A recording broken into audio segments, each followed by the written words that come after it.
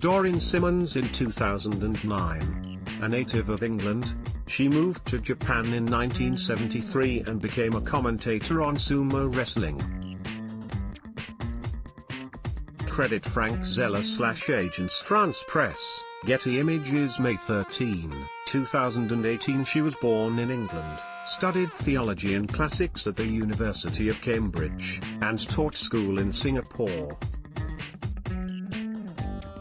Yet Doreen Simmons found a remarkably different world to explore, as an expatriate sumo wrestling expert in Japan, analyzing matches in English for NHK, the country's public broadcaster, for a quarter century.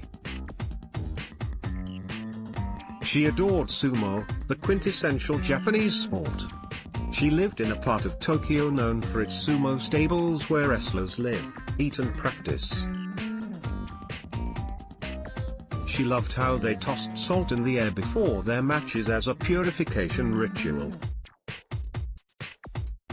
She prized the sport's ancient history and its enormous but surprisingly fast athletes in top knots and loincloths. It's a whole world of its own, she told the Australian Broadcasting Network in 2016. Professional sumo is not like anything else. I mean, even sumo wrestling itself is different from almost every other kind, because in nearly every other kind you'll grab your opponent and drag him into yourself, pull him into yourself. Sumo is basically pushing outwards. Ms. Simmons, who last worked on television in March, died at home in Tokyo on April 23 at 85, according to Street. Albans Anglican Episcopal Church in Tokyo, where she was a congregant. Father William Bulson, the church's rector, said in an email that the cause was a pulmonary condition. The thing about sumo is that it's so simple, Ms. Simmons said during a TEDx talk at Meiji University in Tokyo in 2016. The first time you see it, you know what's going on. But when you start learning more about it, there are so many extra things, so many details. She was teaching at a British Army school in Singapore when she read a newspaper article in 1967 about a 13-year-old wrestler, already quite big, agile and talented, who had been recruited to a stable. She was fascinated. She began to read about sumo, an education that was accelerated when she moved to Japan in 1973 to teach at an international language center. My original interest was in its survival from the past, but after a while I got to know some of the middle-ranking wrestlers, along with some extremely knowledgeable Japanese fans, who fueled my interest, she said in 2012 in an interview with Vice, which called her the godmother of sumo. She attended matches on Saturdays, Sundays and holidays, and within a decade her sumo immersion paid off. She started writing for one English language magazine, Kansai Time Out, and then another, Sumo World. And in 1992, NHK hired her for its English language sumo broadcasts. At the beginning, there were 3 play-by-play men who had experience of broadcasting games like baseball, but their knowledge of basic sumo was newly acquired and pretty limited, she said in an interview last year with the Daily Express, a British newspaper.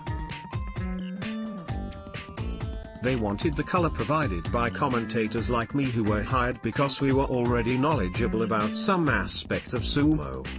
Ms. Simmons received the Order of the Rising Sun, one of the Japanese government's highest honors, last year. I have simply never thought of myself in those terms, she told the Nottingham Post, adding, I get the feeling that, since most of the Japanese people don't know anybody who got one of these decorations, they are a way of spreading happiness. Doreen Sylvia Clark was born in Nottingham, England, on May 29, 1932. Her father, George, was a civil servant, and her mother, Elsie, Noble Clark, was a store manager who promoted its stationery by running workshops for women on how to make crepe paper flowers. As a child, Doreen loved singing in her school choir and going to the local library to pick out books suited for each member of her family. "I'd get books on stars, planets, myths, legends, pyramids and dinosaurs," she said in her TEDx talk. Her favorite sport while growing up was cricket. She attended local matches, her homemade scorecard in hand. She said that she amassed her knowledge of sumo wrestling with the same devotion she had brought to learning about cricket. After graduating from Girton College at Cambridge, Ms. Simmons trained as a teacher of Latin and Greek at Hughes Hall, a college at Cambridge, and subsequently left England to teach in Singapore.